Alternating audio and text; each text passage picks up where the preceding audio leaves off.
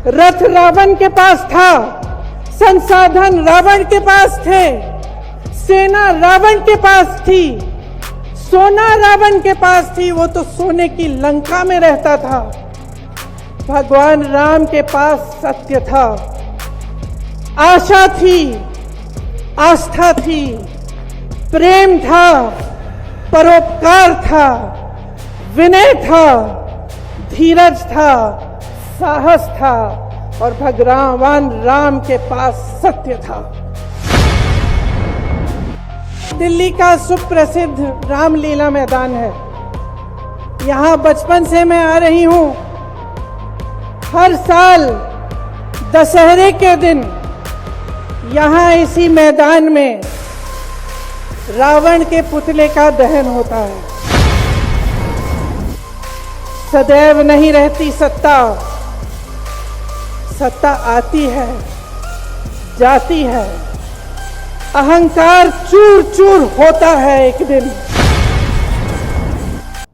नमस्कार दोस्तों, प्रियंका गांधी ने आज रामलीला मैदान की रैली में राम और रावण के प्रतीकों का इस्तेमाल करते हुए बहुत कुछ कह दिया। भगवान राम की महिमा का भी बखान किया और रावण की ताकत और अहंकार का जिक्र भी किया। सियासी मौसम में ऐसे प्रतीकों के इस्तेमाल के भी बड़े मायने होते हैं। प्रियंका ने यह सब रामलीला मैदान के उस मंच से कहा जिस मंच पर इंडिया गठबंधन के बड़े बड़े दिग्गज आज केजरीवाल की गिरफ्तारी के विरोध में हुई विशाल जनसभा को संबोधित करने के लिए जुटे थे। इंडिया गठबंधन के नेताओं के भाषणों का दौर जब खत्म हुआ तो दिल्ली से करीब 70 किलोमीटर दूर मेरठ में प्रधानमंत्री मोदी की चुनावी सभा की शुरुआत हुई। दिल्ली में इंडिया गठबंधन का शक्ति प्रदर्शन और मेरठ में मोदी की पहली चुनावी सभा आचार संहिता लागू होने के बाद। संयोग देखिए कि दिल्ली से विपक्ष के दर्जनों नेता जब मोदी को ललकार रहे थे, मोदी पर तीखे तेवरों के साथ हमले कर रहे थे, तब मोदी इन नेताओं पर जवाबी हमले की तैयारी कर रहे थे। वैसे जवाबी हमले के नाम पर मोदी के पास वही पुराने जुमले थे, भ्रष्टाचार से लड़ने वाले जुमले, वही जुमले जिसे सुना सुनाकर मोदी तालियां भी बटोरते हैं और फिर जिन्हें भ्रष्टाचारी कहते हैं, जिन्हें भ्रष्टाचारी कहकर तालियां बटोरते हैं, उन्हें ही अपना साझेदार बनाकर अपने साथ ले आते हैं। आज भी मोदी यही कर रहे थे, भ्रष्टाचार पर जुमले उछाल रहे थे, तालियां बजवा रहे थे, जबकि दुनिया जानती है कि बीते सालों में और बीते महीनों में मोदी ने ऐसे ऐसे नेताओं को अपने पाले में किया है जिनके पीछे उनकी ही एजेंसियां पड़ी थी, कोई जेल भी जाने वाला था। कुल मिलाकर आज का दिन सियासी तौर पर चुनौती देने और एक दूसरे को ललकारने वाला रहा। इस वीडियो में मैं आपको मोदी समेत इंडिया गठबंधन के अहम नेताओं के भाषणों के कुछ खास हिस्से सुनाऊंगा, उसका विश्लेषण करूंगा ताकि आपको पता चले कि किसने क्या कहा और क्यों कहा। तो कहां से शुरू करें, मेरठ से या रामलीला मैदान से? चलिए रामलीला मैदान से शुरू करते हैं। वैसे जुबानी जमा खर्च के बादशाह तो मोदी जी हैं, तो कायदे से मोदी जी से शुरू करते हैं, करना भी चाहिए। तो मोदी जी से।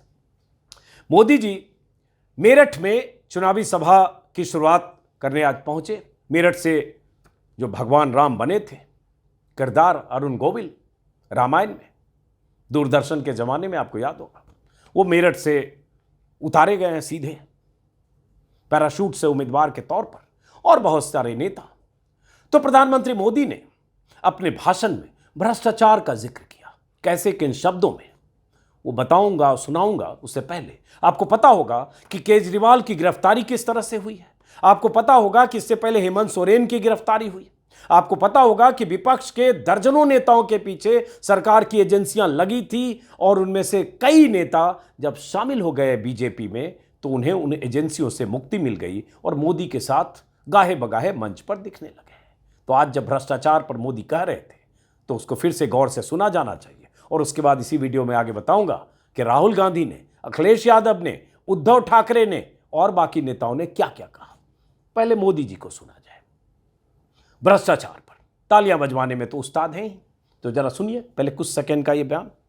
क्या भ्रष्टाचारियों को बचाना है? भ्रष्टाचार जाना चाहिए कि नहीं जाना चाहिए? भ्रष्टाचार हटना चाहिए कि नहीं हटना चाहिए? भ्रष्टाचार खत्म होना चाहिए कि नहीं होना चाहिए? मोदी जी कह रहे हैं भ्रष्टाचारियों को बचाना है। भ्रष्टाचार जाना चाहिए कि नहीं जाना चाहिए, भ्रष्टाचार खत्म होना चाहिए कि नहीं होना चाहिए। जाहिर है यह अंदाज है मोदी जी का, और जब ऐसे कहेंगे तो सामने वाला कोई भी कहेगा कि भ्रष्टाचार खत्म होना चाहिए, भ्रष्टाचार खत्म होना चाहिए। यही सामने से ऐसी ही आवाजें आ रही थी, क्योंकि मोदी जी को पता है कि मंच से क्या कहकर तालियां बटोरी जा सकती है। लेकिन क्या ये मोदी अगर कह रहे हैं कि भ्रष्टाचार खत्म होना चाहिए, तो क्या मोदी वाकई भ्रष्टाचार खत्म करने की दिशा में काम कर रहे हैं, या विपक्ष को लगातार टारगेट करते हुए सिर्फ विपक्ष को भ्रष्टाचारी साबित करने की कोशिश कर रहे हैं? और जिन नेताओं के खिलाफ भ्रष्टाचार को लेकर मोदी अपने भाषण देते रहे बीते 8-9 सालों में, उनमें से कई नेताओं को मोदी अपने पाले में शामिल कर चुके हैं। यह बात कई बार हम जैसे लोग वीडियो में बता चुके हैं। अभी अभी ताजा मामला, हाल के महीनों का मामला अजीत पवार से शुरू हुआ। महाराष्ट्र में जो अभी साझेदार हैं प्रधानमंत्री मोदी के, अजीत पवार को भी उप मुख्यमंत्री बनाने और सरकार में साझेदार बनाने से पहले मोदी जी 5-7 दिन पहले भोपाल में रैली में कह रहे थे, सिंचाई घोटाले का जिक्र कर रहे थे और उन घोटालों का जिक्र कर रहे थे जो अजीत पवार पर चिपके हैं, या अजीत पवार जिसकी जद में है और अजीत पवार जांच के दायरे में थे। ऐसे ही अभी हाल में महाराष्ट्र के पूर्व मुख्यमंत्री अशोक चौहान शामिल हुए, आदर्श हाउसिंग सोसाइटी के मामले में आरोपी, और उनके खिलाफ बीजेपी ने कितना बवाल किया सब कुछ गूगल में दर्ज है, एक गूगल पर। ऐसे नेताओं की बहुत लंबी लिस्ट है। लेकिन फिर मोदी भ्रष्टाचार पर जब बात करते हैं तो आप मोदी ने भ्रष्टाचार के आरोप में जिन नेताओं की घेराबंदी की है उन्हें कैसे अपने पाले में मिलाए, उन चेहरों को भी याद करते जाइएगा। तो उसके बाद आगे क्या कहा मोदी जी ने? जब मोदी पूरी ताकत से भ्रष्टाचार के खिलाफ लड़ाई लड़ रहा है, तो इन लोगों ने मिलकर एक इंडी गठबंधन भी बना लिया है। इनको लगता है कि मोदी इनसे डर जाएगा, लेकिन मेरे लिए मेरा भारत मेरा परिवार है। मोदी जी ने आगे कहा, चूंकि मोदी जी को पता था कि दिल्ली में इंडिया गठबंधन की रैली हो चुकी है, मोदी को पता था कि इंडिया गठबंधन की रैली में रामलीला मैदान में जबरदस्त भीड़ थी, मोदी को पता चल चुका होगा कि इंडिया गठबंधन के मंच से बड़े बड़े नेताओं ने उन पर क्या आरोप लगाए हैं। मोदी को पता चल चुका, क्योंकि इस मामले में बहुत अपडेट रहते हैं, उनका ऐसा सिस्टम बना है, उन्हें पता चल चुका होगा कि प्रधानमंत्री मोदी को लेकर क्या क्या तीखी बातें यहां कही गई है। तो इसलिए अब उनके पास क्या जुमला है, उनके पास क्या हथियार है कि उन सबको भ्रष्टाचारी कहो जो विपक्ष में है, और ये कहो कि ये सारे नेता जो एकजुट हो रहे हैं भ्रष्टाचार। ये बीजेपी ने सुबह से नैरेटिव बनाना शुरू कर दिया था कि ठगों का मेला है, ये गुनाहों से बचने के लिए लोग यहां एकजुट हो रहे हैं, ये गिरफ्तारियों से बचने के लिए एकजुट हो रहे हैं। ये सब सुबह से कहना बीजेपी ने शुरू किया था। मोदी ने उसी कहे हुए जो नैरेटिव गढ़ा गया उसको क्लाइमैक्स दिया, उसको धार दिया मोदी ने। यही तरीका होता है और यही चैनलों पर उसके बाद चलने लगा। मोदी जी ने क्या कहा? मोदी भ्रष्टाचार के खिलाफ पूरी ताकत से लड़ाई लड़ रहा है, तो इन लोगों ने मिलकर एक इंडी गठबंधन बना लिया है। इनको लगता है मोदी डर जाएगा। मेरे लिए भारत, पूरा भारत मेरा परिवार है। मोदी जी पूरी ताकत से भ्रष्टाचार के खिलाफ लड़ रहे हैं। अगर तो जिन लोगों को मोदी जी और उनकी पार्टी ने बीते 9 सालों में भ्रष्टाचारी कहा है, जिनके खिलाफ प्रेस कॉन्फ्रेंस किया है, जिनके खिलाफ 50 बार भाषण दिए, रैलियों में भाषण दिए, प्रेस कॉन्फ्रेंस किया है, वो सब आज बीजेपी के साथ कैसे हैं? कोई हेमंत बिस्वा मुख्यमंत्री बने हैं, उनके खिलाफ अमित शाह ने क्या कहा था, बीजेपी नेता क्या कहा करते थे, आपको पता होगा, नहीं तो आज भी गूगल सर्च कीजिए। जो बंगाल में बीजेपी लीडर थे, शुभेंदु अधिकारी से लेकर हाल में शामिल हुए तापस रॉय, बीजेपी का दामन उन्होंने थामा है। उनके बारे में बीजेपी क्या कहती रही, गूगल सर्च करिए, मिल जाएगा। महाराष्ट्र के कई नेता, एकनाथ शिंदे समेत, एकनाथ शिंदे की सरकार में जो मंत्री हैं वो, नारायण राणे से लेकर प्रताप सरनायक से लेकर भावना गवली तक, ऐसे नेताओं की लंबी लिस्ट है जिन नेताओं ने बीजेपी का दामन थामा और बच गए। और अभी चुनाव में, अभी पहले दौर का चुनाव 19 अप्रैल को होना है और आखिरी दौर का चुनाव 4 जून को। उसके पहले भी कितने शामिल होंगे इसके बारे में कुछ कहा नहीं जा सकता। और ताजा अभी मामला, खबर कल ही आई थी, कल या परसों, कि प्रफुल्ल पटेल जो अजीत पवार के साथ प्रधानमंत्री मोदी के पाले में आ गए, शरद पवार को छोड़कर प्रफुल्ल पटेल के खिलाफ सीबीआई जांच चल रही थी। प्रफुल्ल पटेल जब सिविल एविएशन मंत्री थे, तब एक डील को लेकर, एयर इंडिया डील को लेकर उन पर आरोप थे और उन आरोपों की जांच सीबीआई कर रही थी। लेकिन अभी पता चला परसों कि प्रफुल्ल पटेल को, 8 महीने पहले प्रफुल्ल पटेल मोदी जी के पाले में आ चुके हैं, शरणागत हो चुके हैं, तो सीबीआई ने क्लीन चिट दे दी। यही तरीका होता है, पहले एजेंसियों को पीछे छोड़ो, उसके बाद जब आपके पाले में आ जाए, फिर बहुत सारे विपक्ष के नेता रोज वही कहते हैं, वॉशिंग मशीन से धुलकर निकल जाए और उसके बाद उन्हें मुक्ति दे दो, अभयदान दे दो जब वो शरणागत हो जाए, और उसके बाद सियासी फायदे उठा और फिर मंच पर ऐसे सत्यवादी राजा हरिश्चंद्र की तरह से भाषण दे। मोदी जी ने इसी में कहा, आजकल गारंटी का शब्द का बहुत मोदी जी इस्तेमाल करते हैं। छोटा सा टुकड़ा और सुनिए। मेरी गारंटी है, इन भ्रष्टाचारियों ने, इन बेईमानों ने जिसका धन लूटा है, उस धन को मैं लौटा भी रहा हूं।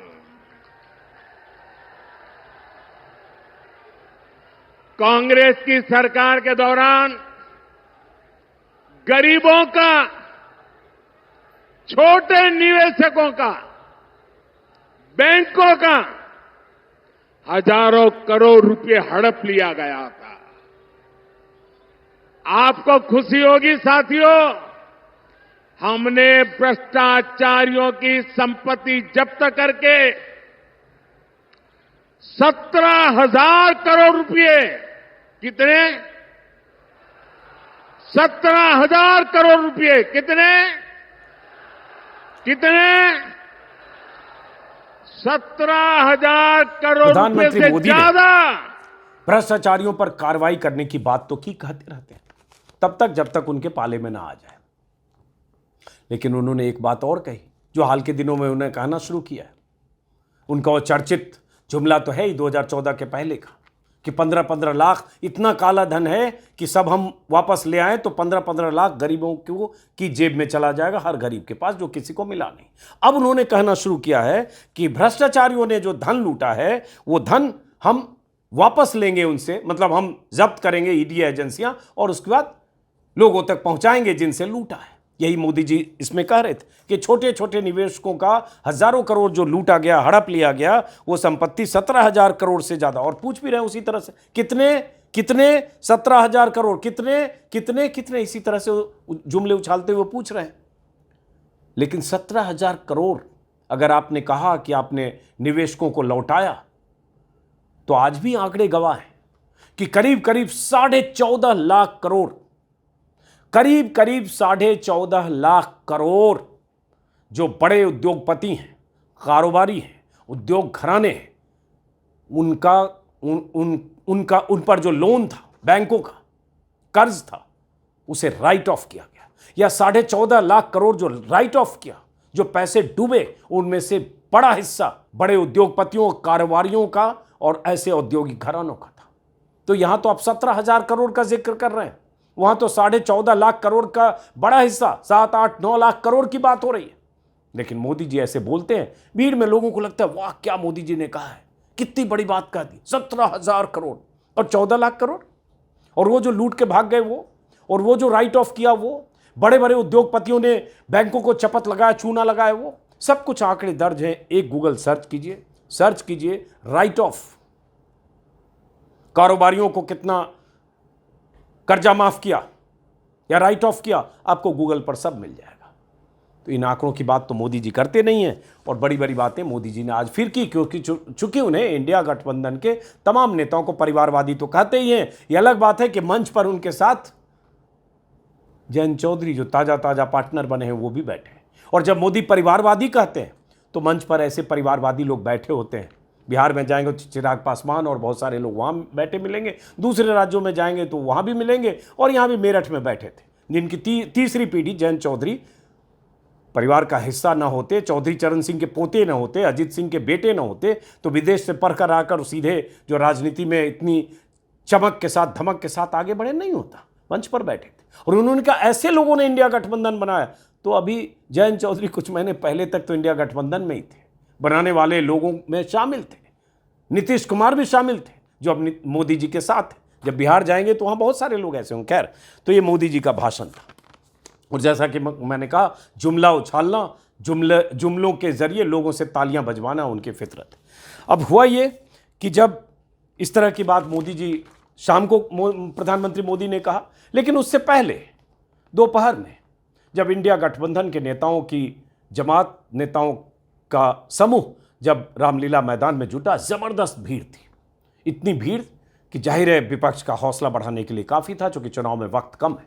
अगर देखें तो तीसरी जनसभा थी इंडिया गठबंधन की बीते एक महीने के दौरान। देखें 3 मार्च को पटना में तेजस्वी यादव ने जिस जनसभा का आयोजन किया था, जिसमें सारे नेता गए थे। उसके बाद 17 मार्च शायद, अगर मुझे तारीख याद है, भारत जोड़ो न्याय यात्रा के समापन के मौके पर मुंबई में, और आज केजरीवाल की गिरफ्तारी के विरोध में रामलीला मैदान में।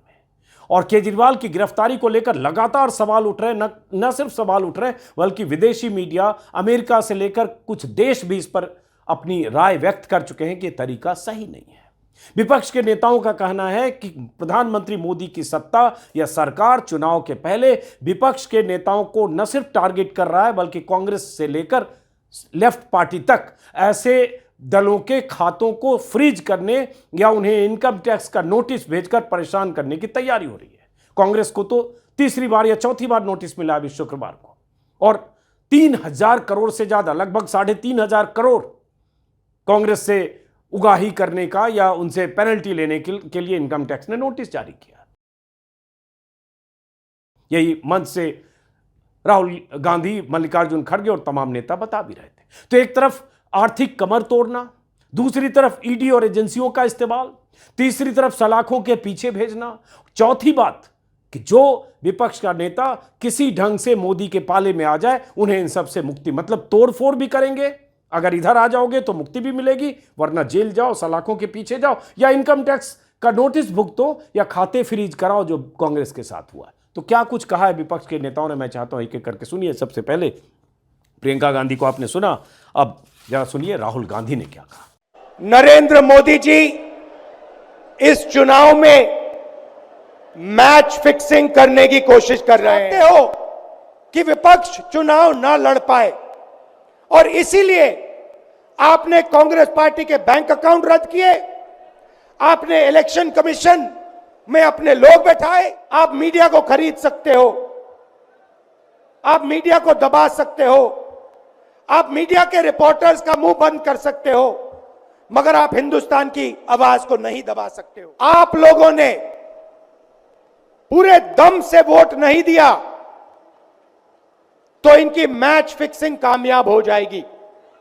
राहुल गांधी ने जो कहा, भाषण तो मेरे ख्याल से 20 मिनट के आसपास का था, शायद 15-20 मिनट, लेकिन एक छोटा सा हिस्सा मैंने सुना है। राहुल गांधी ने अपील की लोगों से कि चुनाव आयोग में मोदी ने अपने लोग बिठा दिए, विपक्ष चुनाव न लड़ पाए इसलिए खाता कांग्रेस का फ्रीज किया गया, मैच फिक्सिंग कर रहे मोदी, और आप लोगों ने अगर पूरे दम से वोट नहीं किया तो मोदी की मैच फिक्सिंग कामयाब हो जाएगी। और एक तरह से राहुल गांधी का इशारा ईवीएम की तरफ भी था। उसके बाद खड़गे ने एक अहम बात कही। राहुल गांधी से पहले मल्लिकार्जुन खड़गे जो कांग्रेस प्रेसिडेंट है, उन्होंने अपने भाषण में तमाम बातें वही कही जो विपक्ष के नेता कह रहे हैं, खड़गे साहब भी कह रहे हैं, लेकिन उन्होंने एक शेर सुनाया, और यह शेर बहुत अहम है। ये मोदी की सत्ता के मिजाज या फितरत को दर्शाने के लिए 2 लाइन का शेर बहुत अहम है। सुनिए मल्लिकार्जुन खड़गे की जुबान से। इसीलिए मैं एक शायर ने लिखा है, अपील भी तुम हो, दलील भी तुम, अपील भी तुम, दलील भी तुम, गवाह भी तुम, वकील भी तुम, गवाह भी तुम, वकील भी तुम, जिसे भी चाहो हराम कह दो, जिसे भी चाहो हराम कह दो, जिसे भी चाहो हलाल कर दो, जिसे भी चाहो हलाल कर दो। सब उनका, वकील उनका, कोर्ट उनका, पुलिस उनकी, सब कुछ उनकी। तो ऐसे में डेमोक्रेसी को टिकाना आप में जो जोश आना चाहिए। मंच पर तमाम नेताओं के भाषण हुए, उसमें तेजस्वी यादव भी थे। तेजस्वी यादव ने पटना की रैली में भी इस तरह का जिक्र किया था। तेजस्वी यादव ने बीजेपी का जो दोमुहापन है, या बीजेपी नेताओं की जो जुमलेबाजी है, या बीजेपी नेताओं के जो झूठे वादे हैं, या बीजेपी नेता जैसे किसी चीज को हवा बनाकर बेच देते हैं, इसका जिक्र तेजस्वी यादव ने अपने अंदाज में किया। जरा वो सुनिए। ये लोग आंख फोड़ करके चश्मा दे देंगे और फिर बोलेंगे देखो हमने चश्मा दिया। बीजेपी के लोग झूठ बोलने वाले लोग हैं। ये लोग यूरिया को भी चीनी बना देते हैं। ये लोग गोबर को भी हलवा दे करके परोस देते हैं। रोज रोज मोदी जी तुम ऐसा करोगे, जनता जो रूठ गई तो हाथ मलोगे। अरे तुम तो धोखेबाज हो, वादा करके भाग जाते हो। तेजस्वी यादव ने अपने हिसाब से गाने का बोल तुम तो धोखेबाज हो, वादे करके भूल जाते हो, ये लोगों को सुनाकर और उसके बाद बाकी जो कुछ कहा आपने सुना। और मैं इन नेताओं ने जो कुछ कहा उसके विस्तार में गए बगैर बीजेपी या बीजेपी के शीर्ष नेतृत्व पर इंडिया गठबंधन के सारे नेताओं का यही आरोप था कि किस तरह से लोकतंत्र को दबाया जा रहा है, किस ढंग से देश में, इसलिए मंच के पीछे लिखा भी था तानाशाही खत्म करनी है, लोकतंत्र को बचाना है। क्योंकि इंडिया गठबंधन के ज्यादातर नेताओं का यही कहना था कि लोकतंत्र को कमजोर करने के लिए, विपक्ष के नेताओं को दबाने के लिए, डराने के लिए, सलाखों के पीछे भेजने के लिए बीजेपी के सत्ता लगातार काम कर रही है। इसलिए जरूरत है कि लोकतंत्र को बचाएं, तानाशाही से लड़िए। जनता से उन्होंने अपीलें भी की है और उन अपीलों का वैसे क्या असर होगा, जनता किस तरह से इनकी बात सुनेगी, या प्रधानमंत्री मोदी की जब सभाएं रैलियां शुरू होगी तो मोदी जी की जो शैली है, जो तरीका है, और आखिर में जो ध्रुवीकरण का जो तरीका होगा, दावपेच हिंदुत्व का जो तड़का लगेगा, उसका कितना असर होगा आने वाले वक्त में पता चलेगा। लेकिन फिलहाल जो कुछ मंच से कहा गया। उसके बाद उद्धव ठाकरे ने आमतौर पर, जो उद्धव ठाकरे हों, उनके पिता बाला साहब अब इस दुनिया में नहीं है, बाला साहब ठाकरे, दिल्ली में उनकी सभाएं नहीं होती रही हैं। बाला साहब ठाकरे तो दशकों तक दिल्ली नहीं आए, लेकिन उद्धव ठाकरे आए, इस सभा में उन्होंने हिस्सा लिया, और न सिर्फ हिस्सा लिया बल्कि उन्होंने हिंदी में भाषण दिया। उस भाषण में एक बात उद्धव ठाकरे ने बहुत नारे की तरह कहा कि अब की बार भाजपा तड़ीपार, और तड़ीपार किसको कहा जाता है, किसको किया गया था, ये आप बेहतर जानते हैं। उद्धव ठाकरे ने क्या कहा, छोटा सा टुकड़ा वो भी सुनिए। बीजेपी को दिल्ली आने से रोकना ही होगा। और एक नारा जो मैंने मुंबई में दिया था, वो जो कहते हैं कि अब की बार 400 पार, मैं आपको आह्वान करता हूं कि जहां से आप आए हुए हैं आप जाओ, अपने घर पे जाओ, जहां भी जाएंगे गांव में जाओ, लेकिन एक नारा आपको देना होगा तानाशाही के खिलाफ, अब की बार भाजपा तड़ीपार।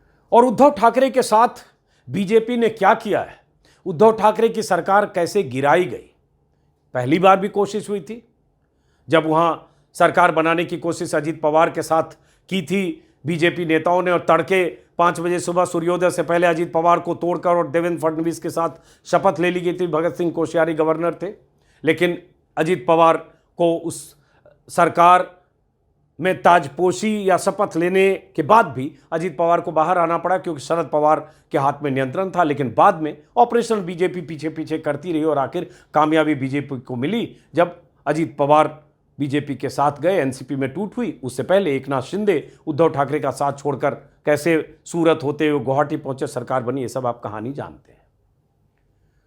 तो उद्धव ठाकरे के साथ जिस तरह से दगाबाजी हुई, जिस तरह से दगाबाजी करने वालों का, उद्धव ठाकरे सेना के नेताओं का आरोप है कि करोड़ों रुपए, अरबों रुपए खर्च किए गए। न सिर्फ खर्च किए गए अरबों रुपए, बल्कि सारा संसाधन, सारा ऑपरेशन बीजेपी की तरफ से हुआ। और इतना ही नहीं, कई ऐसे नेता जिन्हें ईडी और इनकम टैक्स और सीबीआई का डर था, क्योंकि उनके घरों पर छापे मारे जा रहे थे, उन नेताओं ने बीजेपी की शरण ली, या उन नेताओं को छापों से डराकर बीजेपी ने अपने पाले में किया। ये कहानियां भी कई बार आ चुकी है। लेकिन उद्धव ठाकरे, महाराष्ट्र में गठबंधन, इस बार चुनाव में क्या होगा?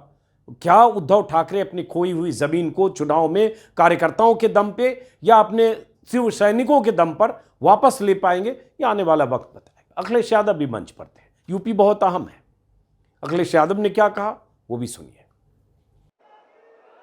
जिस उत्तर प्रदेश के लोगों ने भारतीय जनता पार्टी को मौका दिया, उनका स्वागत किया, लेकिन याद रखें, उत्तर प्रदेश के लोग अगर स्वागत करते हैं तो समय आने पर धूमधाम से विदाई भी करते हैं। और जो आपने चुने हुए मुख्यमंत्रियों को जेल भेजा है, न केवल भारत के लोग बल्कि दुनिया के लोग भारतीय जनता पार्टी पर थू थू कर रहे हैं। अखिलेश यादव ने जिक्र तो किया कि यूपी के लोग स्वागत करना जानते हैं, लौटाना जानते हैं, लेकिन यूपी सबसे अहम है बीजेपी के लिए भी और विपक्ष के लिए भी। बीजेपी को पिछले चुनाव में 2019 में देखें तो 80 में से 62 सीटें मिली थी अकेले, 64 सीटें एनडीए को मिलाकर, मतलब 2 घटक दल अपना दल को मिलाकर। अखिलेश यादव इस बार कांग्रेस के साथ गठबंधन में चुनाव मैदान में है, लेकिन आरएलडी गठबंधन से बाहर है। मायावती तीसरे कोण की तरह है, इसलिए क्या कुछ होगा पता नहीं। इंडिया गठबंधन के मंच पर अरविंद केजरीवाल की पत्नी सुनीता केजरीवाल भी थी। इंडिया गठबंधन के इस मंच पर या केजरीवाल की गिरफ्तारी के विरोध में हुई सभा के मंच पर हेमंत सोरेन की पत्नी भी आई थी, सोनिया गांधी भी थी और भी बहुत सारे नेता थे, लेफ्ट के भी कई लीडर थे, फारूक अब्दुल्ला भी थे, महबूबा मुफ्ती भी थी। और एक तरह से दिल्ली में ये पहली बड़ी सभा इंडिया गठबंधन की हुई और जाहिर है इसका असर या इसकी गूंज बीजेपी के शीर्ष नेतृत्व के खेमे में या बीजेपी मुख्यालय तक भी जरूर पहुंची होगी। लेकिन अब चुनाव में चूंकि वक्त कम है तो इसलिए तलवारें दोनों तरफ से खिंची हैं, चुनौती और ललकार दोनों तरफ से है। तय जनता को करना है और जनता जुमलों को हकीकत मानकर एक बार फिर उसी तरह से जैसे मोदी जी कहते हैं अब की बार 400 पार, क्या उस तरह से जनता मोदी पर लहालोट होती है या जनता को समझ में आता है कि जो मोदी कहते हैं और जो मोदी करते हैं उसमें बहुत दूर का फासला है। फिलहाल इस वीडियो को हम यहीं खत्म करते हैं, फिर मुलाकात होगी किसी और वीडियो में। नमस्कार।